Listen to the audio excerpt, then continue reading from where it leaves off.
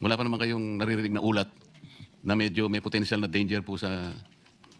Naghihintay po ba tayo ng ulat sa labas o kailangan po tayo tayo nang gumagawa ng ulat? Sir, yung mga report po kasi sir, ini-evaluate po natin yan sir. And we are determining kung very significant po or hindi. Kasi Yun nga po, but we if don't you are want to dependent on unduly... outside sources, Yes sir. doon lang kayo gagalaw pag mayroong... Hindi naman po sir. We are taking the precaution sir. What I'm trying to say sir is pag mga significant na po talaga yung mga balita natin, of course we have certain protocols for certain things sir.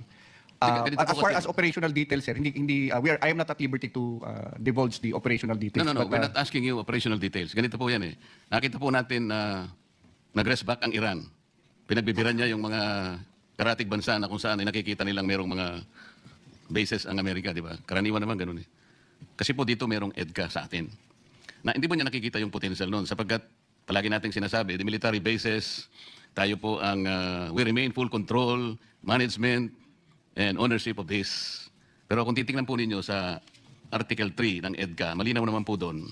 More specifically, under paragraphs 3 and 4, doon po sinasabi natin that the parties agree that the Philippines shall make agreed locations available to the United States forces. In paragraph 4, sinasabi, the Philippines hereby grants the United States operational control of these agreed locations. Iran might understand this as something that is potentially harmful to them also. Kung halimbawa ganun pagkakaintindi niya, hindi niyo ba tinignan ito? Were you able to explain to Iran, wag po ninyong iintindihin na ganun. Baka pati po kami isama ninyo dyan sa ano man ang pinag-uusapan ninyong, kung hindi ninyo pinagkaunawaan, wag niyo po kami isasali dahil ganito. Naintindihan kaya ng Iran? Kasi po baka sabihin niyan ganito eh.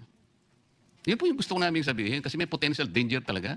Tapos sasabihin niyo sa amin eh. Wala naman po kaming... yung iniisip ng Iran, hindi niyo naiisip. Sir, iba po kasi yung question kanina ni Hindi pala. Honorable Pabayaan mo na yung Pangilinan, question sir. kanina. Sinabi ko lang yun Yes, sir. dahil may premise lang. May I respond, sir?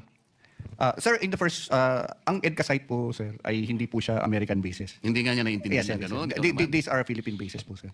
Yes. So in terms of the nature of bases probably in the Middle East and the Philippines, sir, magkaiba po yun, sir. Kasi yung base po sa Middle East, sir, there are semi-permanent or permanent American bases, sir. So nandun po yung mga supply depots nila, may deployment po ng personnel.